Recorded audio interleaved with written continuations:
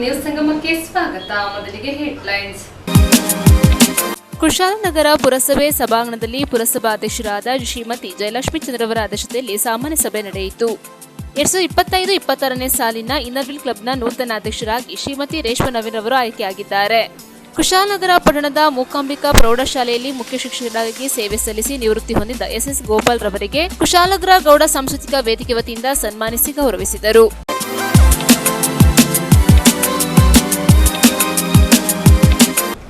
ಕುಶಾಲನಗರ ಪಟ್ಟಣದ ಮೂಕಾಂಬಿಕಾ ಅನುದಾನಿತ ಪ್ರೌಢಶಾಲೆಯಲ್ಲಿ ಮುಖ್ಯ ಶಿಕ್ಷಕರಾಗಿ ಸೇವೆ ಸಲ್ಲಿಸಿ ನಿವೃತ್ತಿ ಹೊಂದಿದ ಎಸ್ಎಸ್ ಗೋಪಾಲ್ ರವರಿಗೆ ಕುಶಾಲನಗರ ಗೌಡ ಸಾಂಸ್ಕೃತಿಕ ವೇದಿಕೆ ವತಿಯಿಂದ ಸನ್ಮಾನಿಸಿ ಗೌರವಿಸಿದರು. ಕುಶಾಲನಗರ ತಾಲೂಕಿನಲ್ಲಿರುವ ಮೂಕಾಂಬಿಕಾ ಅನುದಾನಿತ ಪ್ರೌಢಶಾಲೆಯಲ್ಲಿ ಮುಖ್ಯ ಶಿಕ್ಷಕರಾಗಿ ಸುದೀರ್ಘ ಸೇವೆ ಸಲ್ಲಿಸಿ ನಿವೃತ್ತಿ ಹೊಂದಿದ ಗೌಡ ಸಾಂಸ್ಕೃತಿಕ ವೇದಿಕೆಯ ಅಧ್ಯಕ್ಷರಾಗಿ ಸೇವೆ ಸಲ್ಲಿಸುತ್ತಿರುವ ಎಸ್ಎಸ್ ಗೋಪಾಲ್ ಹಾಗೂ ಧರ್ಮಪತಿರವರಿಗೆ ಕುಶಾಲನಗರ ಗೌಡ ಸಾಂಸ್ಕೃತಿಕ ವೇದಿಕೆ ವತಿಯಿಂದ ಎಸ್ಎಸ್ ಗೋಪಾಲ್ ರವರ ನಿವಾಸಕ್ಕೆ ತೆರಳಿ ಸನ್ಮಾನಿಸಿ ಗೌರವಿಸಿ ಅಭಿನಂದಿಸಿದರು. ಇದೇ ಸಂದರ್ಭದಲ್ಲಿ ಗೌಡ ಸಾಂಸ್ಕೃತಿಕ ವೇದಿಕೆ ಪದಾಧಿಕಾರಿಗಳಾದ ಶ್ರೀ ಸೂದನ ಗೋಪಾಲ್, ಶ್ರೀಮತಿ ಬೈಮನ ಬೋಜಮ್ಮ, ಪೆರ್ಮಾಯಿ ತುಳಸಿ, ಜಬ್ಬನಲತಾ, ಪಟ್ಟಾಂದಿ ಬೀನಾ, ಕರಕರನ ಬೀನಾ, ತೆಕ್ಕಡೆ ಹೇಮಮಾಲಿನಿ, ಊರೋಳನ ಉಷಾ, ದೇವಸನ ಮಾಲತಿ, ಮರದಾಳು ಬೇಬಿ, ಬೆಪ್ಪುರನ ರೋಹಿಣಿ, ನಡುವಟ್ಟಿರ ಅಶ್ವಿನಿ, ನಡುವಟ್ಟಿರ ನಂದಮೋಹನ್, ಸೂರ್ತಲೆ ಜಗದೀಶ್, ಅಂಬ್ರಾಟಿ ದಿನೇಶ್, ಕೊಂಪುಳ್ಳಿ ಕಿರಣ್, ಸೂಳೆಕೋಡಿ ರಮಾ, ಸೂದನ ಲೀಲದೇವಕಿ, ಅಂಬೆಕಲ್ಲು ಇಂದಿರಾ ಇವರುಗಳು ಉಪಸ್ಥಿತರಿದ್ದರು. ಪರಮಾತ್ಮನ ಧ್ಯಾನ ಇದೇ ಮಹನಾಮ, ಪರಮರಾಮನಾಮ, ಪರಮಾತ್ಮನ ಧ್ಯಾನ ರಾಮ, ಪರಮಾತ್ಮನ ಧ್ಯಾನ ರಾಮ. ಶಿಲೆಯನೆತ್ತಿ ವನಿತೆಯ ಗೈದ ಶಿವತನವ ಮುರಿದನೆ ರಾಮ, ಶಿಲೆಯನೆತ್ತಿ ವನಿತೆಯ ಗೈದ ಶಿವತನವ ಮುರಿದನೆ ರಾಮ.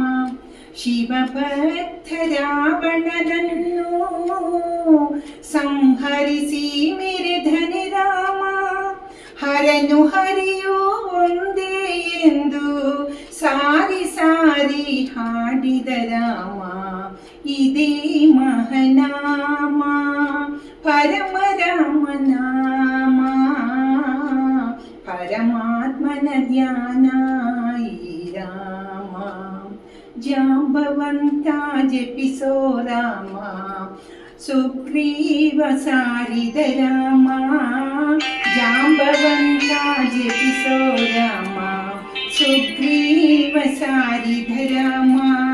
ಮಾತೆ ಶಬರಿ ಹರಿಸೇ ರಾಮ, ಜನ್ಮ ಜನ್ಮದ ಪಾವನ ನಾಮ, ಕನ್ನಡಾಂಬೆ ಹರಿಸಿದ ರಾಮ.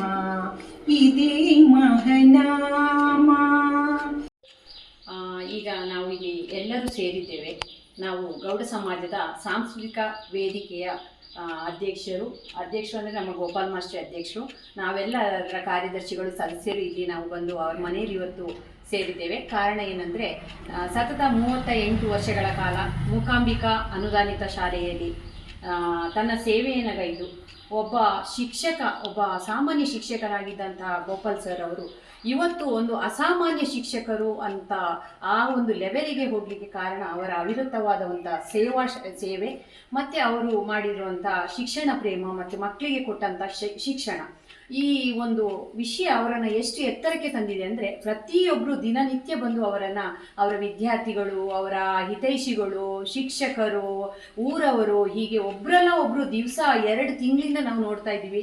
ಅವ್ರನ್ನ ಅವಿರತವಾಗಿ ಅವರನ್ನು ಸನ್ಮಾನ ಮಾಡ್ತಾ ಇದ್ದಾರೆ, ಅವರನ್ನು ಪ್ರಶಂಸೆ ಮಾಡ್ತಾ ಇದ್ದಾರೆ. ಒಬ್ಬ ವ್ಯಕ್ತಿ ಈ ಒಂದು ಮಟ್ಟಕ್ಕೆ ಬೆಳಿಬೇಕಾದ್ರೆ ಕೇವಲ ಅವರ ಹತ್ರ ಒಂದು ವಿದ್ಯೆ ಅಷ್ಟೇ ಇದ್ರೆ ಸಾಲದು, ಅವರ ಹತ್ರ ಒಳ್ಳೆಯ ಗುಣಗಳಿರಬೇಕು. ಅವರು ಒಂದು ಎಲ್ಲರಿಗಿಂತ ಅವ್ರ ಬಗ್ಗೆ ಹೇಳೋದಾದ್ರೆ ಅವರೊಬ್ಬ ಕೇವಲ ವ್ಯಕ್ತಿ ಅಲ್ಲ, ಅವರೊಂದು ಶಕ್ತಿ ಅಂತ ಹೇಳ್ಬೋದು. ಯಾಕಂದ್ರೆ ಸದಾ ಹಸನ್ಮುಖಿಯಾಗಿದ್ದುಕೊಂಡು ಎಲ್ಲರ ಜೊತೆ ಬೆರೆಯೋದು. ಈಗ ಡಿ ವಿ ಗುಂಡಪ್ಪ ಅವರು ಒಂದ್ ಕಡೆ ಹೇಳಿದ್ದಾರೆ, ಹುಲ್ಲಾಗು ಬೆಟ್ಟದಡಿ ಮನೆಗೆ ಮಲ್ಲಿಗೆಯಾಗು, ಕಲ್ಲಾಗು ಕಷ್ಟಗಳ ಮಳೆಯ ವಿಧಿ ಸುರಿಯೇ, ಬೆಲ್ಲ ಸಕ್ಕರೆಯಾಗು ದೀನ ದುರ್ಬಲರಿಗೆ ಎಲ್ಲರೊಳಗೊಂದಾಗು ಮಂಕುತಿಮ್ಮ ಅಂತ. ಎಲ್ಲರೊಳಗೆ ಒಂದಾಗಿ ಬದುಕುವಂತ ಉಂಟಲ್ಲ, ಅದು ನಿಜವಾದ ಒಂದು ವ್ಯಕ್ತಿತ್ವ ಅಂತ ಹೇಳ್ತಾರೆ. ಒಂದು ವ್ಯಕ್ತಿತ್ವ ಅಂತ ಒಂದು ಮೇರು ವ್ಯಕ್ತಿತ್ವವನ್ನು ಹೊಂದಿದಂಥ ಗೋಪಾಲ್ ಸರ್ ಅವರನ್ನು ನಾವು ಗೋಪಾಲಣ್ಣ ಅಂತಲೇ ಕರಿತೀವಿ. ನಾವು ಒಂದು ಸಾಂಸ್ಕೃತಿಕ ವೇದಿಕೆ ಎಲ್ಲ ಸದಸ್ಯರು ಇವತ್ತು ಅವರನ್ನು ಸನ್ಮಾನಿಸಬೇಕು, ಅಭಿನಂದಿಸಬೇಕು. ಈ ಪತಿ ಪತ್ನಿ ಇಬ್ಬರನ್ನು ಕೂಡ ಅಭಿನಂದಿಸಬೇಕು ಅಂತ ನಾವೆಲ್ಲರೂ ಇವತ್ತು ಇಲ್ಲಿಗೆ ಬಂದು ಸೇರಿದ್ದೇವೆ. ಅವರ 38 ವರ್ಷಗಳ ಸತತ ಸೇವೆ ಹಲವಾರು ವಿದ್ಯಾರ್ಥಿಗಳನ್ನು ರೂಪುಗೊಳಿಸಿದೆ. ಎಷ್ಟೋ ವಿದ್ಯಾರ್ಥಿಗಳು ಅವರ ಕೈ ಕೆಳಗೆ ವಿದ್ಯಾಭ್ಯಾಸವನ್ನು ಪಡೆದು ಇವತ್ತು ಅತ್ಯುನ್ನತ ಹುದ್ದೆಯಲ್ಲಿದ್ದಾರೆ. ಅವರನ್ನು ಸದಾ ಸ್ಮರಿಸುವಂಥ ಶಿಕ್ಷಕರು ಆಗಿದ್ದಾರೆ. ಆದ ಕಾರಣ ಗೋಪಾಲ್ ಸರ್ ಅವರ ಜೀವನ ಗರಿಕೆ ಹುಲ್ಲಿನಂತೆ ಸದಾ ಹಸಿರಾಗಿರಲಿ. ಅವರ ಪತಿ ಪತ್ನಿ ಮತ್ತು ಕುಟುಂಬಕ್ಕೆ ದೇವರು ಎಲ್ಲ ಆಯುರಾರೋಗ್ಯ ಐಶ್ವರ್ಯವನ್ನು ಕೊಟ್ಟು ಕಾಪಾಡಲಿ ಅಂತ ನಾವು ಗೌಡ ಸಮಾಜದ ಸಾಂಸ್ಕೃತಿಕ ವೇದಿಕೆಯ ಪರವಾಗಿ ಕೇಳ್ಕೊಳ್ತಾ ಇದ್ದೀವಿ. ಹೀಗೆ ಬಂದೆ ಮತ್ತು ನಾವು ಡಿಪಾರ್ಟ್ಮೆಂಟಲ್ಲಿ ಹಾಗೆ ಅವರನ್ನು ಕಾಣ್ತಾ ಇದ್ದೆ. ನಾನು ತುಂಬ ಬಲ್ಲೆ ಅವರನ್ನು. ಹೇಗೆ ಅಂತ ಹೇಳಿದರೆ ವ್ಯಾಲ್ಯೂಷನಲ್ಲಿ ಆಗಿರ್ಬೋದು, ಅವರೊಬ್ಬ ಮೃದು ಹೃದಯ ಅಂತಲೇ ಹೇಳ್ಬೋದು. ಜೊತೆಗೆ ಅವರ ಒಂದು ಸರಳ ಜೀವನ ಮತ್ತು ನಮ್ಮ ಸಾಂಸ್ಕೃತಿಕ ಇದರಲ್ಲಂತೂ ಅವರು ಒಂದು ಗೀತ ರಚನಾಕಾರ ಅಂತಲೇ ಹೇಳ್ಬೋದು. ಯಾವ ರೀತಿ ಹಾಡುಗಳನ್ನು, ಒಳ್ಳೊಳ್ಳೆ ಹಾಡು, ನಮಗೆ ಫಸ್ಟ್ ಪ್ರೈಸ್ ಬರುವ ಹಾಗೆ ನಮ್ಮನ್ನು ಅವರು ತೊಡಗಿಸ್ಕೊಳ್ತಾ ಇದ್ರು. ನಾವು ಹಾಗೆ ಅವರ ಮನೆಯಲ್ಲೇ ಬಂದು ಪ್ರಾಕ್ಟೀಸ್ ಮಾಡ್ತಾ ಇದ್ವಿ ಹಾಡನ್ನೆಲ್ಲ. ನಮಗೆ ಎಷ್ಟೋ ಸಲ ಮೊದಲ ಬಹುಮಾನ ಕೊಡೋದ್ರಲ್ಲಿ ಅವರು ಮುಖ್ಯ ಅಂತ ಹೇಳ್ಬೋದು. ಮತ್ತು ನಮ್ಮ ಡಿಪಾರ್ಟ್ಮೆಂಟ್ ವಿಷಯದಲ್ಲೂ ಹಾಗೆ ನಮಗೆ ಅವರು ಅಧಿಕಾರಿಯಾಗಿ ಆಗಮಿಸ್ತಿದ್ದಾಗ ಅಲ್ಲಿ ಅವರ ಒಂದು ಶಿಸ್ತು, ಅವ್ರು ನೋಡ್ತಿದ್ದಂಥ ಒಂದು ಕ್ರಮಗಳು ಅದೆಲ್ಲ ನನಗೆ ಭಾಳ ಹಿಡಿಸ್ತು. ಇದೆಲ್ಲ ಒಬ್ಬ ಶಿಕ್ಷಕನಲ್ಲಿ ಇರಬೇಕಾದಂಥ ಗುಣಗಳು ಅಂತ ಅಂದ್ಕೊಳ್ತೀನಿ. ಅದಕ್ಕೋಸ್ಕರ ಏನು ಅವರು ಇಷ್ಟು ರೀತಿಯಲ್ಲಿ ಸನ್ಮಾನಿತರಾಗ್ತಾ ಇದ್ದಾರೆ ಅಂತ ಹೇಳಿ ನಾನು ಹೇಳಲಿಕ್ಕೆ ಇಷ್ಟಪಡ್ತೀನಿ. ಹಾಗಾಗಿ ಆ ಭಗವಂತ ಅವರಿಗೆ ಆಯುರಾರೋಗ್ಯ, ಅವರ ಕುಟುಂಬದವರಿಗೆ ಆಯುರಾರೋಗ್ಯ ಎಲ್ಲ ಕೊಟ್ಟು ಕಾಪಾಡಲಿ ಅಂತೇಳಿ ನಾನು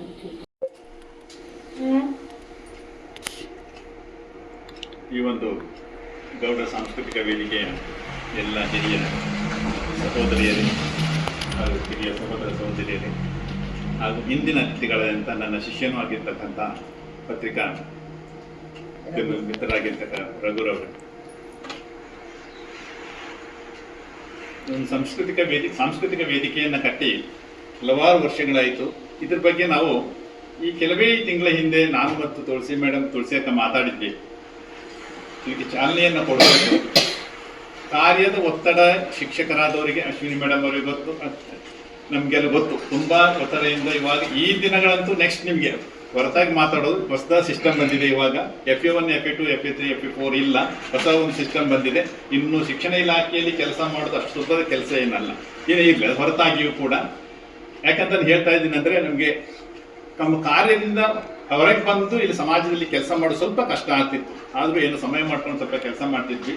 ಬಹುಶಃ ಇಂದಿನ ಅತಿಥಿಗಳ ಅಂತ ರಘುರು ನೋಡ್ತಾ ಇರ್ಬೋದು. ಒಬ್ಬರಲ್ಲೂ ಪ್ರತಿಯೊಬ್ಬರಲ್ಲೂ ಕಲಾವಿದರೆ ಇಲ್ಲಿ, ಒಬ್ಬರಲ್ಲಿ ಒಂದೊಂದು ಕಲೆ ಇದೆ. ಬಹುಶಃ ಎಲ್ಲರೂ ನೋಡಿಲ್ಲ ಅಂತ ಅನ್ಸುತ್ತೆ. ಒಬ್ಬೊಬ್ಬರನ್ನ ಪರಿಚಯ ಮಾಡ್ಕೊಂಡು ಅನ್ಸುತ್ತೆ. ಒಬ್ಬರು ಹಾಡುಗಾರರಿದ್ದಾರೆ, ಸಾಹಿತಿಗಳಿದ್ದಾರೆ, ಸೋಬಾನೆಗಾರರಿದ್ದಾರೆ, ಪ್ರತಿಯೊಬ್ಬರು ಕೂಡ ಮಾತುಗಾರರಿದ್ದಾರೆ. ನಮ್ಮ ಹಿರಿಯಕ್ಕ ಭೋಜಿ ಅಕ್ಕ ಅಂತೂ ಅವರ ಮಾತು ಬಹುಶಃ ಸಕಲ ಕಲಾ ಬಲ್ಲವರು ಅಂತ ಅವ್ರು ನಂಗೆ ಹೇಳಿದ್ರು. ಬಹುಶಃ ಅವರಷ್ಟೇ ಆಕ್ಟಿವ್ ಇದ್ದವರು, ಎಲ್ಲಾ ಕಲೆಗಳನ್ನ ಬಲ್ಲವರು. ಹಾಗೆಲ್ಲರೂ ಕೂಡ ಇಲ್ಲಿದ್ದೀರಿ. ಈ ಒಂದು ಸಾಂಸ್ಕೃತಿಕ ವೇದಿಕೆ ಅತ್ಯಂತ ಶ್ರೀಮಂತ ವೇದಿಕೆ ಅಂತ ಹೇಳಿದ್ರೆ ಬಹುಶಃ ತಪ್ಪಾಗ್ಲಿಕ್ಕೆ ಅನ್ಸುತ್ತೆ.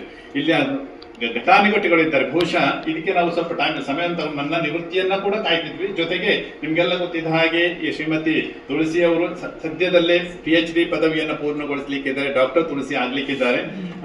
ಅದು ಒಂದು ಸಂತೋಷದ ವಿಚಾರ. ನಮ್ಮ ಸಮಾಜದ ಹೆಮ್ಮೆ, ನಮ್ಮ ಸಾಂಸ್ಕೃತಿಕ ವೇದಿಕೆ ಹೆಮ್ಮೆ ಅಂತ ಹೇಳಲಿಕ್ಕೆ ಇಷ್ಟಪಡ್ತೀನಿ ಅಂತ ಹಾಗೆ ನಾನು ಅವ್ರ ಮುಂದೆ ಮಾತಾಡ್ಲಿಕ್ಕೆ ಸ್ವಲ್ಪ ಜನ ಆಗ್ತೀನಿ. ಯಾಕಂದ್ರೆ ಅವರು ರಾಜ್ಯ ಮಟ್ಟದ ಭಾಷಣಕಾರರು.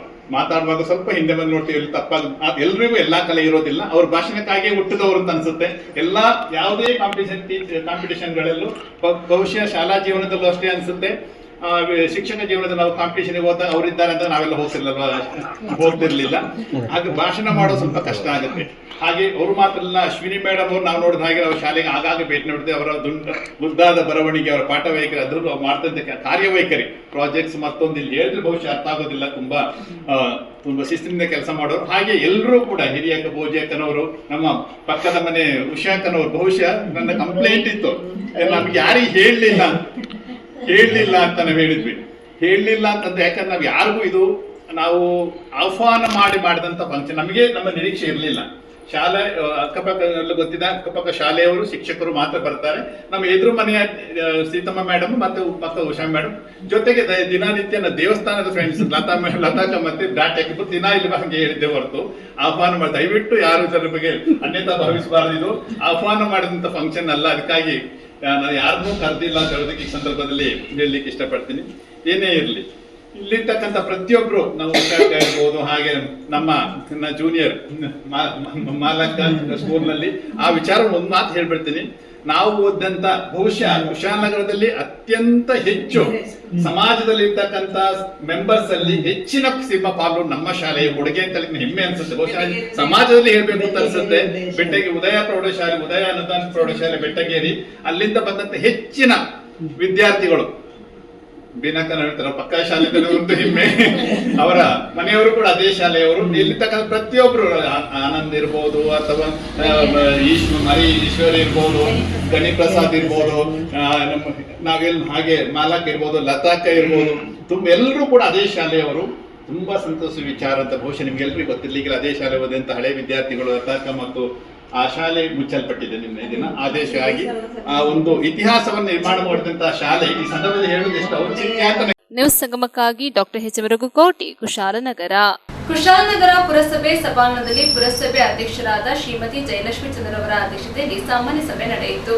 ಕುಶಾಲನಗರ ಪುರಸಭೆ ಸಭಾಂಗಣದಲ್ಲಿ ಪುರಸಭೆಯ ಅಧ್ಯಕ್ಷರಾದ ಶ್ರೀಮತಿ ಜಯಲಕ್ಷ್ಮಿ ಚಂದ್ರವರ ಅಧ್ಯಕ್ಷತೆಯಲ್ಲಿ ಸಾಮಾನ್ಯ ಸಭೆ ನಡೆಯಿತು.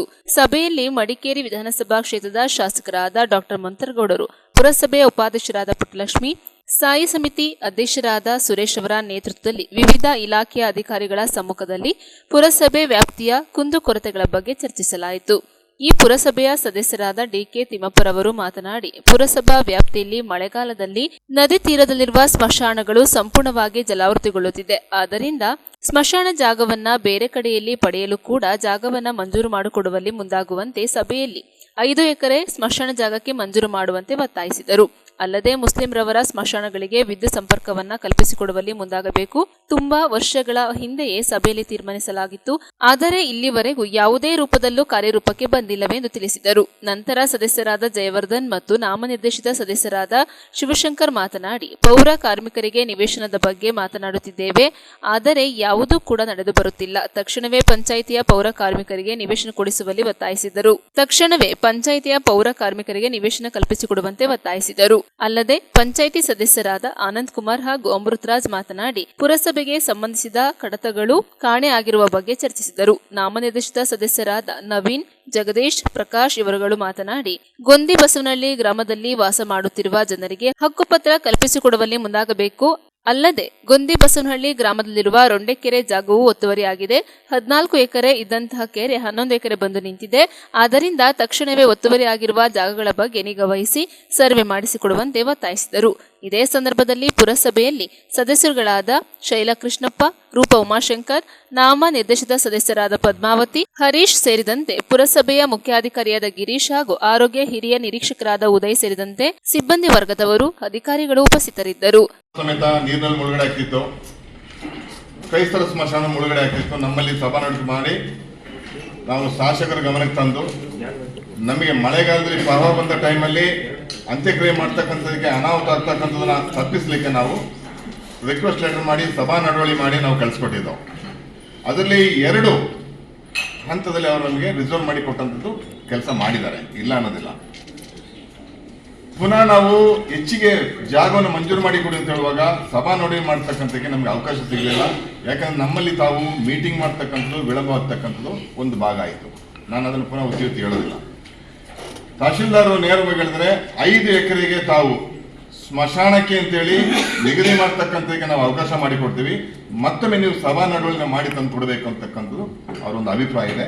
ನಾನು ಎಲ್ಲ ಗೌರವ ಸದಸ್ಯರಿಗೆ ಕೇಳ್ತೀನಿ, ಆ ಒಂದು ಸಭಾ ನಡವಳಿಕೆ ತಾವು ಇಲ್ಲಿ ನಿರ್ಣಯ ಮಾಡಿ ಶೀಘ್ರದಲ್ಲಿ ನಮಗೆ ಪುನಃ ಒಂದು 5 ಎಕರೆ ಸ್ಮಶಾನ ಮಂಜೂರಾಗ್ತಕ್ಕಂಥ ಕೆಲಸ ಆಗಲಿ.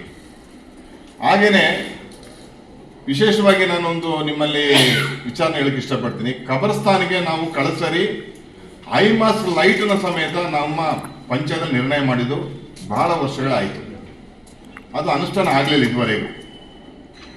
ಅದನ್ನು ಸಮೇತ ಕಾರ್ಯರೂಪ ತರಬೇಕು. ಜೊತೆಯಲ್ಲಿ ಈಗಾಗಲೇ ಮಳೆಗಾಲನೂ ಮುಗಿತಾ ಬಂದಿದೆ. RI ಸರ್ ಇಲ್ಲೇ ಇದ್ದಾರೆ. ನಿಮ್ಮಲ್ಲಿ ರಿಕ್ವೆಸ್ಟ್ ಮಾಡ್ತೀನಿ ಸರ್, ನೀವು 5 ಎಕರೆ ಜಾಗನ ತಹಶೀಲ್ದಾರ್ ಸಮೇತ ಕೂತಂತ ಸಂದರ್ಭದಲ್ಲಿ ನಮಗೇನು ನೀವು ಭರವಸೆ ಕೊಟ್ಟು ಹೇಳಿದಿರಿ ಅದನ್ನ ತಕ್ಷಣ ಕಾರ್ಯಪ್ರವೃತ್ತ ಆಗ್ತಕ್ಕಂಥ ಕೆಲಸವನ್ನು ಜಾಗನು ನಿಗದಿ ಮಾಡಿಕೊಡ್ಬೇಕು. ಇನ್ನೊಂದು ಅಭಿಪ್ರಾಯ ಹೇಳ್ತಿದ್ದೀನಿ ಮುಖ್ಯಾಧಿಕಾರಿಗಳು ಮತ್ತು ಅದೊಂದ್ ಕಡೆ ಇರ್ಲಿ. ಈಗ ನಾನೇ ಆಯ್ತು, ಈಗೇನ್ ನಾನು ಹೇಳ್ತಾ ಇದ್ದೀನಿ ಅಂತಂದ್ರೆ ಇದು ಔಟ್ ಆಫ್ ಸಬ್ಜೆಕ್ಟ್ ಹೋಗ್ತಾ ಇದೆ. ಈಗ ಅವ್ರು ಹೇಳಿದ್ರೆ 11:30 ಸ್ಟಾರ್ಟ್ ಮಾಡಿದ್ವಿ, 12 ಗಂಟೆ ಆಯ್ತು. ನೀವು ಕೆಲಸ ಮಾಡಿ ಸರ್, ಈಗ ಬರೋ ವಾರದಲ್ಲಿ ವಿಶೇಷ ಸಭೆ ಕರೆದು ಯಾವ ಡೇಟ್ ಫಿಕ್ಸ್ ಮಾಡು, ವಿಶೇಷ ಸಭೆ ಕರೆದುಬಿಟ್ಟು ಅದನ್ನ ಯಾವ ಕೇಸ್ ಇದೆ ಅಂತ ಕೂಲಂಕುಷವಾಗಿ ಎಲ್ಲ ಏನೋ ಪರ್ಟಿಕ್ಯುಲರ್ ಡೀಟೇಲ್ಸ್ ಏನಿದೆ ಎಲ್ಲ ಡೀಟೇಲ್ಸ್ ಕೊಡಿ. ಈಗ ಒಬ್ಬೊಬ್ರು ಒಂದೊಂದರ ಮಾತಾಡ್ತಾರೆ, ಈ ಸಭೆ ಹಂಗೆ ಮುಂದಕ್ಕೆ ಹೋಗುತ್ತೆ ಅಷ್ಟೇ. ಬರೋಂಥ ಸಭೆಯಲ್ಲಿ ಬರೋಂಥ ವಿಶೇಷ ಸಭೆ ಕರೆದುಬಿಟ್ಟು ಇದನ್ನ ಫುಲ್ ಇಡಿ. ಯಾವ್ಯಾವ್ದು ಎಷ್ಟು ಕೇಸ್ ಇದೆ, ಅದಕ್ಕೆ ಏನು ಕೋರ್ಟ್ ಅಲ್ಲಿ ಯಾವ ಹಂತದಲ್ಲಿದೆ, ಯಾವ ನಮ್ಮ ಅಮೃತರಾಜ್ ಅವರ ಯಾವ ಹಂತದಲ್ಲಿದೆ ಅದನ್ನೆಲ್ಲ ತೆಗೆದುಬಿಟ್ಟು ಮುಂದಿನ ಸಭೆಗೆ ಮಂಡನೆ ಮಾಡಿ. ಈಗ ಇವ್ರದ್ದು lawyer ಮುಗಿಸ್ಬಿಟ್ಟು next Narendra Babu lawyer ಬಂದಾಗ ಅವ್ರ ಕೇಸ್ ವಿಚಾರ ಮಾತಾಡೋಣ. ಅದು ಲಾಯರ್ ಏನಾದ್ರು ಕೇಳಿ ನಮ್ಗೆ ಅವ್ರನ್ನ ಕಳಿಸ್ಕೊಡಿ. ಕಂಪ್ಲೀಟ್ ಬುಕ್ಸ್ ಬೇಕಲ್ಲ ಸರ್, ಇಷ್ಟು ಲೈಟ್ ಆಗಿ ತಗೊಳಕ್ಕಾಗುತ್ತಾ ಸರ್? ಯಾರು ಹ್ಯಾಂಡ್ ಮಾಡ್ಕೊಂಡು ಅವರಿಂದ ಈಗ ಯಾರು ಹಿಂದೆ ನಿರ್ವಹಣೆ ಮಾಡ್ತಾರೆ ಅವ್ರ ಜವಾಬ್ದಾರಿ ಸ್ವಲ್ಪ ಸಾಕು. ಈಗ ಮೇಡಮ್ ಹಿಂದೆ ಎಲ್ಲೋ ಕೆಲಸ ಒಳ್ಳೆ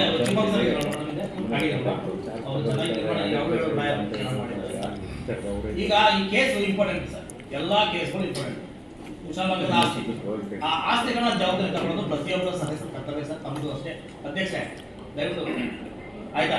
ಹಾಗಾಗಿ ಎಲ್ಲ ಫೈಲ್ಗಳು ಮುಗಿಸೋಗಿದೆ ಕುಶಾಲ ಎಲ್ಲ ಒಟ್ಟು ಮಾಡಿ ಸರ್, ಎಲ್ಲ ಒಟ್ಟು ಮಾಡಿ ಅವ್ರಿಗೆ ಹ್ಯಾಂಡ್ ಓವರ್ ಮಾಡಿ ಸರ್. ಈಗ ಅವ್ರು 2 ಜನ ಲಾಯರ್ ಇದ್ದಾರೆ ಸರ್, 2 ಜನ ಲಾಯರ್ನ ಅವ್ರು ಕಮ್ಯುನಿಕೇಟ್ ಮಾಡ್ತಾ ಇದ್ದಾರೆ, ಅವರು ಸರಿಯಾದ ಮಾಹಿತಿಗಳು ಅವ್ರು ಕೊಡ್ತಾ ಇದ್ದಾರೆ ಅಂತ ಹೇಳ್ತಿದ್ರಲ್ಲ ಸರ್ ಲಾಯರ್. ಆಗ ತಮಗೆ ಒಂದು ನಿಮಿಷ ನಾನು ಕಂಪ್ಲೀಟ್ ಮಾಡ್ತೀನಿ, ಆಗ ನಿಮ್ಗೆ ಒತ್ತಡ ಕಡಿಮೆ ಆಗುತ್ತೆ.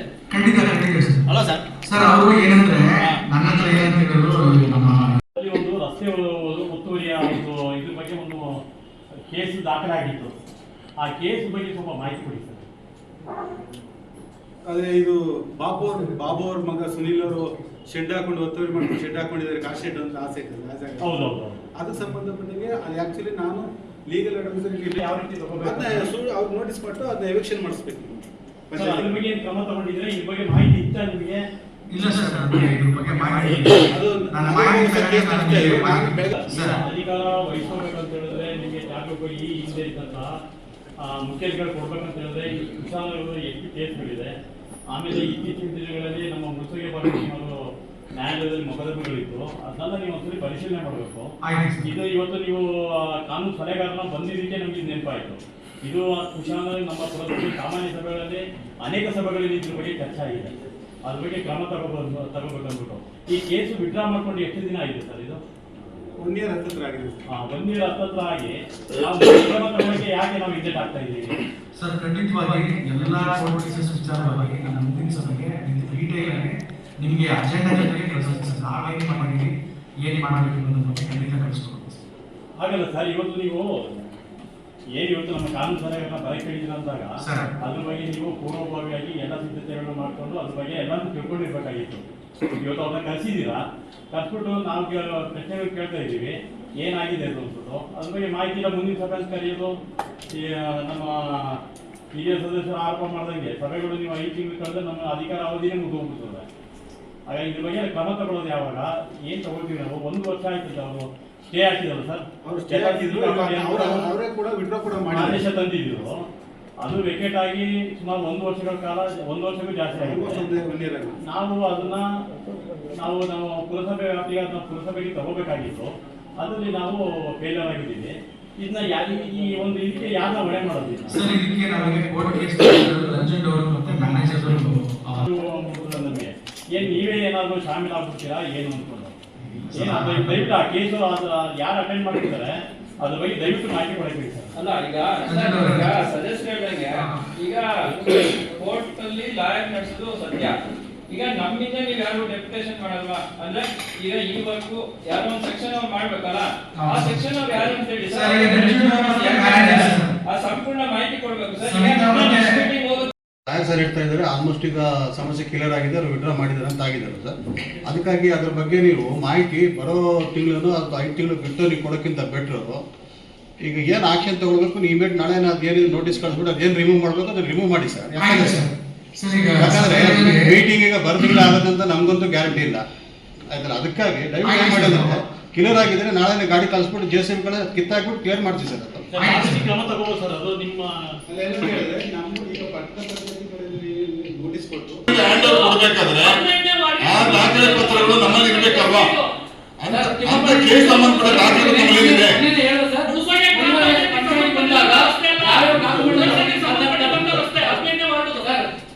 ಪಂಚಾಯತಿ ನೀವು ಪುರಸಭೆ ಸೇರಿದಾಗ ಏನೇನು ಡಾಕ್ಯುಮೆಂಟ್ ಯಾರು ತಗೊಂಡಿಲ್ಲ ಆ ಪರ್ಟಿಕ್ಯುಲರ್ ಮನೆಯಲ್ಲೂ ಕೂಡ ಇಲ್ಲ ತಂದಿದ್ದಾರೆ ಸರ್.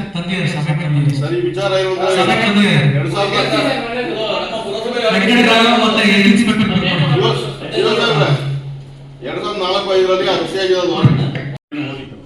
ಪ್ರಸ್ತಾವನೆ ಹೋಗಿ ಪುರಸಭೆ ಅಷ್ಟೇ ಬಂದಾಗ ಅದನ್ನ ರಿಜೆಕ್ಟ್ ಮಾಡಿದ್ದಾರೆ. ಅದು ಯಾಕಂದ್ರೆ 1915 ಇಸ್ವಿಯಿಂದನೂ ಅದು ಊರುಡುವೆ ಪೈಸಾರಿ ಅಂತಾನೆ ಇದೆ. ಊರುಡುವೆ ಪೈಸಾರಿ ಅಂತಂದ್ರೆ ಇದು ಮೂಲತಃ ಫಾರೆಸ್ಟಿಗೆ ಸಂಬಂಧಪಟ್ಟಂಥ ಜಾಗ. 9th ನವೆಂಬರ್ ಮಾತ್ರ 1940ವರೆಗೆ ಅದು ಗ್ರಾಮಸ್ಥರು ಅಂತ ನಡ್ಕೊಂಡು ಬರ್ತಿತ್ತು. ಆಮೇಲೆ ಅದು ಅರಣ್ಯ ಇಲಾಖೆ ಹೆಸರಲ್ಲಿ ನಡ್ಕೊಂಡು ಬರ್ತಾ ಇದೆ. ಇದ್ರ ಬಗ್ಗೆ ಕ್ಲಾರಿಫಿಕೇಶನ್ ಅರಣ್ಯ ಇಲಾಖೆ ಕೊಡಬೇಕು. ಅದನ್ನು ನಾವು ಕ್ಲಾರಿಫಿಕೇಶನ್ ಕೊಡಲಿಕ್ಕೆ ಬರಲ್ಲ. First point. ಮತ್ತು ಇನ್ನು ಸ್ಮಶಾನ ಜಾಗಕ್ಕೆ ಸಂಬಂಧಪಟ್ಟಂತೆ ಈಗ ಆಲ್ರೆಡಿ ಗೋಧಿ ಬಸವನಹಳ್ಳಿ ಗ್ರಾಮದಲ್ಲಿ ಈಗ ಆಲ್ರೆಡಿ ನಾವು 75 ಸೆಂಟ್ ಜಾಗನ ಪುರಸಭೆ ಸಾರ್ವಜನಿಕ ಸ್ಮಶಾನಕ್ಕೆ ಅಂತ ಕಾಯ್ದಿರಿಸಿದ್ದೀವಿ. ಅದನ್ನ ಹ್ಯಾಂಡ್ ಓವರ್ ಮಾಡೋಂಥ ಪ್ರಕ್ರಿಯೆ ನಾವು ವಾರದಲ್ಲಿ ನಾವು ಮಾಡ್ತೀವಿ. ಆಲ್ರೆಡಿ ಅದು ರಿಸರ್ವ್ ಆಗಿದೆ DC ಅವರಿಂದ. ಅದನ್ನು ಹ್ಯಾಂಡ್ ಓವರ್ ಮಾಡಬೇಕು ಪುರಸಭೆಗೆ. ಅದನ್ನು ಇನ್ನೊಂದು ವಾರದಲ್ಲಿ ನಾವು ಹ್ಯಾಂಡ್ ಓವರ್ ಮಾಡಿ ದುಬಸ್ ಮುಗಿಸಿ ತಮಗೆ ಹ್ಯಾಂಡ್ ಓವರ್ ಮಾಡ್ತೀವಿ. ಮತ್ತು ಇನ್ನು ಅಡಿಷನಲ್ ಆಗಿ ಮತ್ತೆ ಇನ್ನು ಸ್ಮಶಾನಕ್ಕೆ ಜಾಗ ಬೇಕು ಅಂತ ಹೇಳಿದ್ರೆ ಅದನ್ನು ನಾವು ಈಗ ಸರ್ವೆ ಮಾಡಿ ಅದನ್ನು ಯಾರು ಸ್ವಾಧೀನದಲ್ಲಿದೆ ಅಂತ ಐಡೆಂಟಿಫೈ ಮಾಡಿ ಅದಕ್ಕೆ ಕ್ರಮ ಕೈಗೊಳ್ಳಬೇಕಾಗ್ತದೆ. ನಿಮ್ಮಲ್ಲಿ ಪ್ರೊಸೀಡಿಂಗ್ಸ್ ಆಗಿ ಬಂದು ನಾವು ಕ್ರಮ ಕೈಗೊಳ್ಳಲಿಕ್ಕೆ ಮಾರ್ಚ್ ಅಲ್ಲಿ ಓಡಿಟ್ ಹೋಗಬೇಕಾದ್ರೆ 13,12,92,269 ಆಗಿತ್ತು ಸರ್. ಅಂದರೆ 2,400 ರೂಪಾಯಿ ಡಿಫ್ರೆನ್ಸ್ ಆಗಿತ್ತು. ಹಾಗಾಗಿ ಫೆಬ್ರವರಿ ಮಾರ್ಚ್ ಮಾಡಿದ್ದು CB ಬಂದ್ಬಿಟ್ಟು ಕ್ಲೋಸಿಂಗ್ ಬಂದ್ಬಿಟ್ಟು 10,68,50,311 ಆಗಿತ್ತು ಸರ್. ನೆಕ್ಸ್ಟ್ ಮಂತ್ ಬರ್ಬೇಕಾದ್ರೆ ಏಪ್ರಿಲ್ ಅಲ್ಲಿ ಅದೇನಾಗಿದೆ ಅಂದ್ರೆ ಕ್ಯಾಲ್ಕುಲೇಷನ್ ಮಿಸ್ಟೇಕ್ ಆಗ್ಬಿಟ್ಟು 11,62,62,806 ರೂಪಾಯಿ ಆಗಿತ್ತು ಸರ್. ಹಾಗಾಗಿ ನಿಮಗೆ 88,12,12,495 ಡಿಫ್ರೆನ್ಸ್ ಬಂದಿದೆ. ಒಂದು ಪ್ರಾಜೆಕ್ಟ್ ಆಗಿದೆ ಅಲ್ಲಿ ಏನಾಗ್ತಿದೆ ಅಂತಂದ್ರೆ ಅಲ್ಲಿ ಬಟ್ಟೆ ಶೂ ಎಲ್ಲಾನು ಇಲ್ಲ ಏನಾಗುತ್ತೆ ಅಂತಂದ್ರೆ ಯು ವಿಲ್ ನಾಟ್ ಎಲ್ಲಾ ಕಡೆ ಬ್ಲಾಕೇಜ್ ಆಗೋಕ್ಕೆ ಅವಕಾಶ ಸಿಗ್ತದೆ. ತಿಳುವಳಿಕೆ ಕಡಿಮೆನೋ ಇಲ್ಲ ಉದ್ದೇಶಪೂರ್ವಕವಾಗಿ ಮಾಡ್ಬೋದು, ಅದೆಲ್ಲ ಸೆಕೆಂಡ್ರಿ. ಬಟ್ ಅದನ್ನ ನಾವು ಎಜುಕೇಟ್ ಮಾಡ್ಬೇಕು. ಆಮೇಲೆ ನನ್ನ ಹತ್ರಗೆ ನೋಡಿ ನೀವು ಹೇಳ್ತಿರಲ್ಲ ಈಗ ಸಡನ್ ಆಗಿ ಲಾಸ್ಟ್ ಟೈಮ್ ಲ್ಯಾಬ್ ಟೆಕ್ಸ್ ಸಿಗ್ಲಿಲ್ಲ ಅಂತ ಅಂದ್ಬಿಟ್ಟು ಆ ಏಜೆನ್ಸಿ ಯಾರು ನೀವು ಕೊಟ್ರಿ ಅವರು 1 ವರ್ಷ ಆಯ್ತು ಬಂದಿಲ್ಲ ಬೇಕಲ್ವಾ?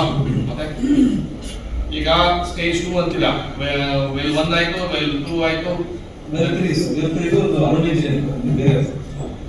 ಈಗ ಸದಸ್ಯರುಗಳೆಲ್ಲ ಅವರೇ ಎಲ್ಲ ಇದ್ರಿ.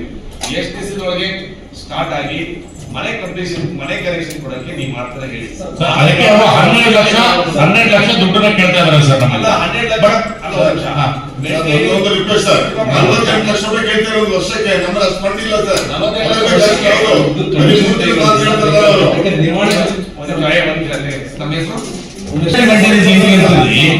ಏನು ಇಲ್ಲ ಅಂತ ಹೇಳಿದ್ದು ಒಳ್ಳೆ ಕ್ವಶನ್. ಕಾರ್ ತೊಳಗಿಂತ ಮುಂಚೆನೆ ಮೇಂಟೆನೆನ್ಸ್ ತಗೋತೀರಾ? ನೀವು MOU ಬೇಕಾದ್ರೆ ಅವ್ರು ಪೂಜಾ ಮಾಡೋಣ ಇನ್ನೊಂದು 2-3 ಮುನ್ಸಿಪಾಲಿಟಿ ನೋಡ್ಸ್ಕೊಂಡ್ ಬನ್ನಿ. ಸ್ಟಾರ್ಟ್ ಆಗೋಕ್ಕಿಂತ ಮುಂಚೆ ಯಾರು ಮೇಂಟೆನೆನ್ಸ್ ಅದನ್ನೇ ಅಲ್ಲ ಪ್ರೂಫ್ ಆಗಿ 60-70 ಕಿಲೋಮೀಟರ್ಸ್ 7,000-6,000 ಮ್ಯೂಚುವಲ್ ಆಗಿ ನೀವು ಕೂತ್ಕೊಂಡು ಮೇಂಟೆನೆನ್ಸ್ ಬೇಕಾದ್ರೆ ಎಷ್ಟಾದ್ರೂ ಮಾಡಿಸ್ಕೊಳ್ಳಿ. ಅಡ್ವಾನ್ಸ್ ಆಗಿ ನೋ ಮೇಂಟೆನೆನ್ಸ್ ಏನಿಲ್ಲ. ಸ್ಟಾರ್ಟ್ ರಮೇಶ್ ಜನನ ದಾರಿ ತಪ್ಪಿಸಕ್ಕೆ ಪ್ರಯತ್ನ ಮಾಡಕ್ ಹೋಗ್ಬೇಡಿ. ಅದು ಸದಸ್ಯರುಗಳ ದಾರಿ ತಪ್ಪಿಸಕ್ಕೆ ಪ್ರಯತ್ನ ಮಾಡಕ್ ಹೋಗ್ಬೇಡಿ. ನನ್ನ ಅಭಿಪ್ರಾಯ, ನೀವು ನಿಮಗೆ ಏನಾದ್ರು ಇದ್ದಿದ್ರೆ ನೀವು ಫಸ್ಟ್ ನಿಮ್ ಗೈಡ್ಲೈನ್ಸ್ ತೋರಿಸಿ. ನಿಮ್ಮಲ್ಲಿ ಮೇಂಟೆನೆನ್ಸ್ ತಗೊಳ್ಳಿ ಅಂತ ನೀವು ಹೇಳ್ತಾ ಇದ್ರ ಅಲ್ವಾ? ಬಿಡಿ ಮತ್ತೆ ನೀವು ಪ್ರಾಜೆಕ್ಟ್ ನ ಕಂಪ್ಲೀಷನ್ ಮಾಡ್ಕೊಡಿ. ಮೇಂಟೆನೆನ್ಸ್ ಕೊಡ್ಬೇಕಾ ಬೇಡವಾ ಅಂತ ಆಮೇಲೆ ಅವರ ಸಂದರ್ಭ ತೀರ್ಮಾನ ಮಾಡ್ತಾರೆ. 2 ಕೇಸ್ ಮಾತ್ರ ಹಳೆ ಕೇಸ್ಗಳಿದೆ.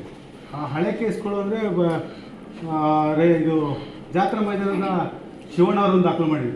ಆ ಕೇಸು ಈಗ ನಮ್ಮ ವಿಚಾರಣೆಗೆ ಬಂದಿದೆ.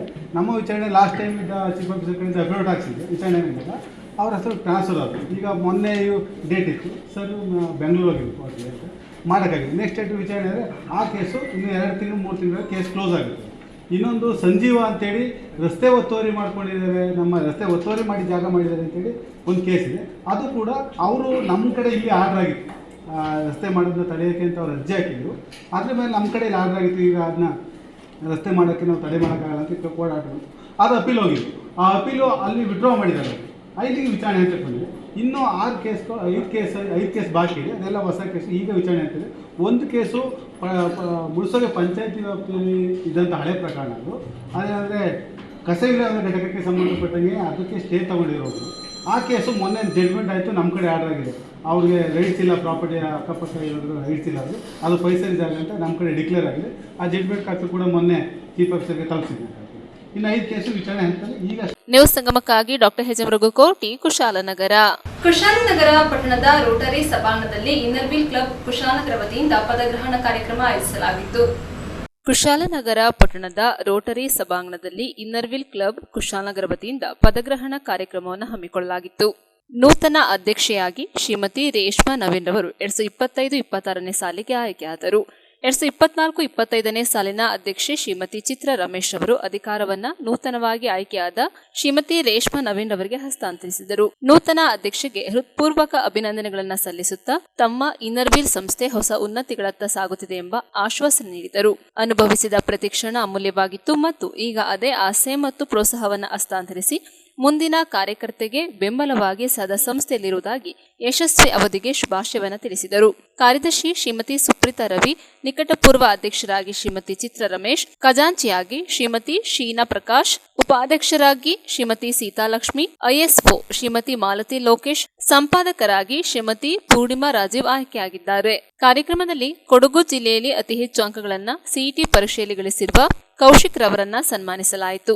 ಏಷ್ಯಾ ಬುಕ್ ಆಫ್ ರೆಕಾರ್ಡ್ ಹಾಗೂ ಇಂಡಿಯಾ ಬುಕ್ ಆಫ್ ರೆಕಾರ್ಡ್ನಲ್ಲಿ ಸಾಧನೆ ಮಾಡಿರುವ ಮಾಸ್ಟರ್ ಚಿನ್ಮಿತ್, ಬ್ಲೈಂಡ್ ಫೋಲ್ಡ್ ಧರಿಸಿ ಚೆಸ್ ಪಾನ್ಸ್ ಅನ್ನ ಅತಿ ವೇಗವಾಗಿ ವ್ಯವಸ್ಥೆ ಮಾಡಿರುವ ಇವರನ್ನ ಸಹ ಗೌರವಿಸಲಾಯಿತು.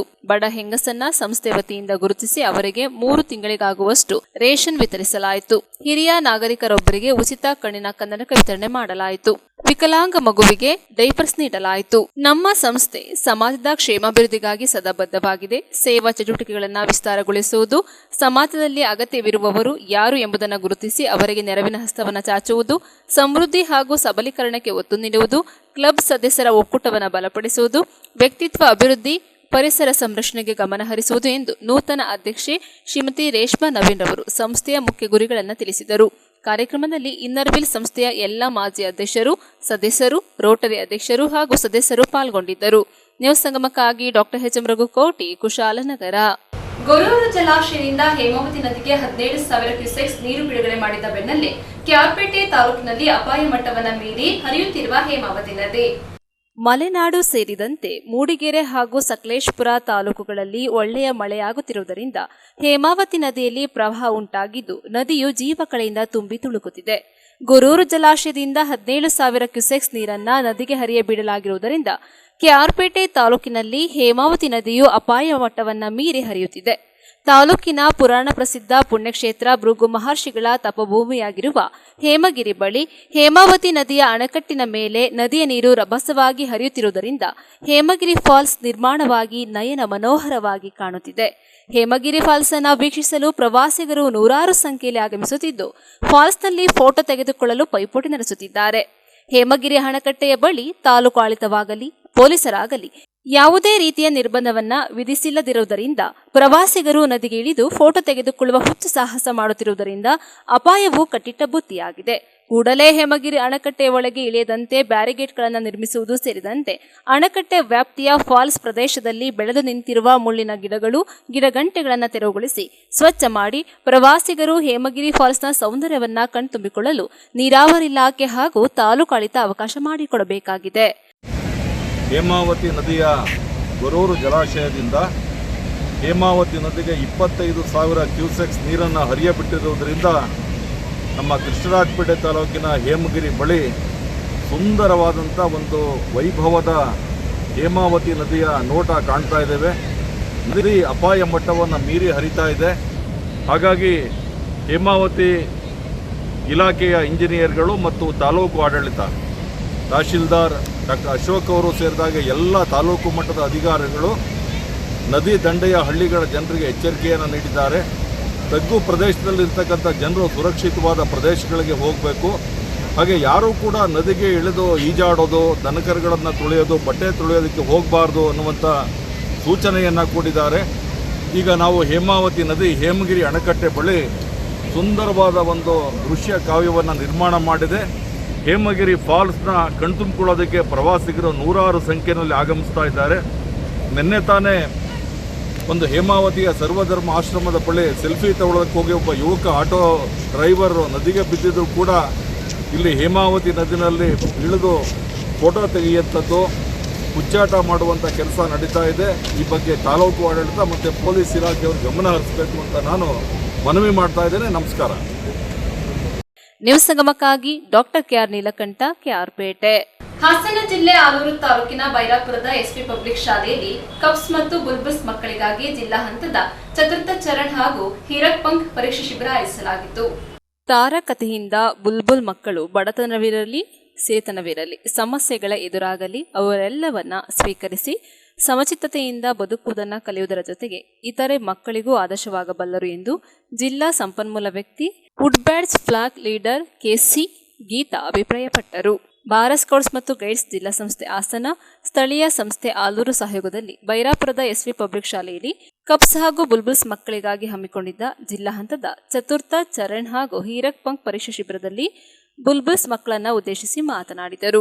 ಮತ್ತೋರ್ವ ಜಿಲ್ಲಾ ಸಂಪನ್ಮೂಲ ವ್ಯಕ್ತಿ ದೇವರಾಜ್ ಕಪ್ಸ್ ಮಕ್ಕಳಿಗಾಗಿ ಮೋಗ್ಲಿ ಕತೆ ಪರಿಚಯಿಸುತ್ತಾ ಮೋಗ್ಲಿಯ ಸಾಹಸಗಾಥೆಯ ಕಥೆಯಲ್ಲಿ ಜೀವನವನ್ನು ಎದುರಿಸುವ ಶಕ್ತಿಯನ್ನು, ಪ್ರಕೃತಿಗೆ ಹೊಂದಿಕೊಳ್ಳುವ ಶಕ್ತಿಯನ್ನು, ಪ್ರಾಣಿ ಪ್ರಿಯತೆಯನ್ನು ಬೆಳೆಸಿಕೊಳ್ಳುವುದನ್ನು ಕಲಿಸುವುದರ ಜೊತೆಗೆ ಮನೋಸ್ಥೈರ್ಯ, ಆತ್ಮವಿಶ್ವಾಸ ಹಾಗೂ ದೃಢತೆಯನ್ನು ಹೆಚ್ಚಿಸುವುದೆಂದು ಕಿವಿಮಾತು ಹೇಳಿದರು. ರಾಜ್ಯ ಸಹಾಯಕ ಸಂಘಟನಾ ಆಯುಕ್ತೆ ಎಚ್ಎಂ ಪ್ರಿಯಾಂಕಾ ಪರೀಕ್ಷಾ ಶಿಬಿರದ ಮಹತ್ವದ ಬಗ್ಗೆ ವಿವರಿಸಿದರು. ಜಿಲ್ಲಾ ಸ್ಕೌಟ್ಸ್ ಆಯುಕ್ತರಾದ ಸ್ಟೀಫನ್ ಪ್ರಕಾಶ್ ಅಧ್ಯಕ್ಷತೆ ವಹಿಸಿ ಮಾತನಾಡಿದರು. ಎಸ್ಪಿ ಪಬ್ಲಿಕ್ ಶಾಲಾ ಕಾರ್ಯದರ್ಶಿ ಬಿಜಿ ಗಿರೀಶ್ ಉದ್ಘಾಟಿಸಿ ಮಾತನಾಡಿದರು. ವೇದಿಕೆಯಲ್ಲಿ ಶಾಲಾಭಿವೃದ್ಧಿ ಸಮಿತಿ ಅಧ್ಯಕ್ಷರಾದ ತಿಮ್ಮೇಗೌಡ, ಶಾಲಾ ಮುಖ್ಯ ಶಿಕ್ಷಕಿ ನಳಿನ ಗಿರೀಶ್ ಸೇರಿದಂತೆ ಹಲವರು ಮಾತನಾಡಿದರು. ಇದೇ ಸಂದರ್ಭದಲ್ಲಿ ಜಿಲ್ಲಾ ಸಹಾಯಕ ಆಯುಕ್ತರಾದ ಎಂ ಬಾಲಕೃಷ್ಣ, ಶಾಲಾಡಳಿತಾಧಿಕಾರಿ ಸುನೀಲ್, ಜಿಲ್ಲಾ ಸಂಪನ್ಮೂಲ ವ್ಯಕ್ತಿಗಳಾದ ಕೆಸಿ ಗೀತಾ, ದೇವರಾಜ್, ಶಾಲಾಭಿವೃದ್ಧಿ ಸಮಿತಿಯ ಉಪಾಧ್ಯಕ್ಷರಾದ ದೇವೇಂದ್ರ, ಜಿಲ್ಲಾ ಸಹಾಯಕ ಆಯುಕ್ತರಾದ ಪ್ರೇಮ ಪ್ರಕಾಶ್ ಸೇರಿದಂತೆ ಹಲವರು ಉಪಸ್ಥಿತರಿದ್ದರು. ನ್ಯೂಸ್ ಸಂಗಮಕ್ಕಾಗಿ ಓಂ ಶಿಹಾನಿ, ಕುಶಾಲನಗರ. ರಾಷ್ಟ್ರೀಯ ಅಪರಾಧ ತಡೆ ಮತ್ತು ಮಾನವ ಹಕ್ಕುಗಳ ಭಾರತ ಪರಿಷತ್ ಕೊಡಗು ಜಿಲ್ಲೆಯ ಜಿಲ್ಲಾಧ್ಯಕ್ಷರಾಗಿ ಡಾಕ್ಟರ್ ಎಚ್ ಎಂ ರಘುಕೋಟಿರವರು ಆಯ್ಕೆಯಾದ ಹಿನ್ನೆಲೆಯಲ್ಲಿ ಕುಶಾಲನಗರ ಗೌಡ ಸಾಂಸ್ಕೃತಿಕ ವೇದಿಕೆ ವತಿಯಿಂದ ಸನ್ಮಾನಿಸಿ ಗೌರವಿಸಿದರು. ರಾಷ್ಟ್ರೀಯ ಅಪರಾಧ ತಡೆ ಮತ್ತು ಮಾನವ ಹಕ್ಕುಗಳ ಭಾರತ ಪರಿಷತ್ನ ಕೊಡಗು ಜಿಲ್ಲೆಯ ಜಿಲ್ಲಾಧ್ಯಕ್ಷರಾಗಿ ಸಂಗಮ ಟಿವಿ ಹಾಗೂ ವಂಶಿ ನ್ಯೂಸ್ನ ಪ್ರಧಾನ ಸಂಪಾದಕರಾದ ಹಾಗೂ ಕರ್ನಾಟಕ ಕಾರ್ಯನಿರತ ಪತ್ರಕರ್ತರ ಧ್ವನಿ ಅಧ್ಯಕ್ಷರು ಆಗಿರುವ ಡಾಕ್ಟರ್ ಎಚ್ ಎಂ ರಘುಕೋಟಿರವರು ಆಯ್ಕೆಯಾದ ಬೆನ್ನಲ್ಲೇ ಕುಶಾಲನಗರ ಗೌಡ ಸಾಂಸ್ಕೃತಿಕ ವೇದಿಕೆ ವತಿಯಿಂದ ಅಭಿನಂದಿಸಿದರು. ಇದೇ ಸಂದರ್ಭದಲ್ಲಿ ಗೌಡ ಸಾಂಸ್ಕೃತಿಕ ವೇದಿಕೆಯ ಪದಾಧಿಕಾರಿಗಳಾದ ಸೂದನ ಗೋಪಾಲ್, ಬೈಮನ ಬೋಜಮ್ಮ, ಪೆರ್ಮಾಯಿ ತುಳಸಿ, ಜಬ್ಬನಲತಾ, ಪಟ್ಟಾಂದಿ ಬೀನಾ, ಕರಕರನ ಬೀನಾ, ತೆಕ್ಕಡೆ ಹೇಮಮಾಲಿನಿ, ಉರೋಳನ ಉಷಾ, ದೇವಜನ ಮಾಲತಿ, ಮರದಾಳು ಬೇಬಿ, ಬೆಪ್ಪುರನ ರೋಹಿಣಿ, ನಡುವಟ್ಟಿರ ಅಶ್ವಿನಿ, ನಡುವಟ್ಟಿರ ನಂದಮೋಹನ್, ಸೂರ್ತಲೆ ಜಗದೀಶ್, ಅಂಬ್ರಾಟಿ ದಿನೇಶ್, ಕೊಂಪುಳಿ ಕಿರಣ್, ಸುಳ್ಳಿಕೋಡಿ ರಮಾ, ಸೂದನ ಲೀಲ ದೇವಕಿ ಮತ್ತು ಅಂಬೇಕಲ್ಲು ಇಂದಿರಾ ಉಪಸ್ಥಿತರಿದ್ದರು. ನ್ಯೂಸ್ ಸಂಗಮಕ್ಕಾಗಿ ಓಂ ಶಿಹಾನಿ, ಕುಶಾಲನಗರ. ಕೊನೆಯಲ್ಲಿ ಮತ್ತೊಮ್ಮೆ ಹೆಡ್ಲೈನ್ಸ್. ಕುಶಾಲನಗರ ಪುರಸಭೆ ಸಭಾಂಗಣದಲ್ಲಿ ಪುರಸಭಾ ಅಧ್ಯಕ್ಷರಾದ ಶ್ರೀಮತಿ ಜಯಲಕ್ಷ್ಮೀ ಚಂದ್ರವರ ಅಧ್ಯಕ್ಷತೆಯಲ್ಲಿ ಸಾಮಾನ್ಯ ಸಭೆ ನಡೆಯಿತು. 2025-26ನೇ ಸಾಲಿನ ಇನ್ನರ್ವಿಲ್ ಕ್ಲಬ್ನ ನೂತನ ಅಧ್ಯಕ್ಷರಾಗಿ ಶ್ರೀಮತಿ ರೇಷ್ಮಾ ನವೀನ್ ಅವರು ಆಯ್ಕೆಯಾಗಿದ್ದಾರೆ. ಕುಶಾಲನಗರ ಪಟ್ಟಣದ ಮೂಕಾಂಬಿಕಾ ಪ್ರೌಢಶಾಲೆಯಲ್ಲಿ ಮುಖ್ಯ ಶಿಕ್ಷಕರಾಗಿ ಸೇವೆ ಸಲ್ಲಿಸಿ ನಿವೃತ್ತಿ ಹೊಂದಿದ ಎಸ್ಎಸ್ ಗೋಪಾಲ್ ರವರಿಗೆ ಕುಶಾಲನಗರ ಗೌಡ ಸಾಂಸ್ಕೃತಿಕ ವೇದಿಕೆ ವತಿಯಿಂದ ಸನ್ಮಾನಿಸಿ ಗೌರವಿಸಿದರು.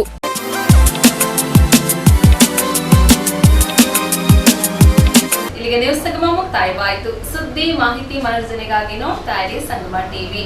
ವಂದನೆಗಳೊಂದಿಗೆ ಸುಪ್ರೀತಾ ಎಲ್ಎನ್.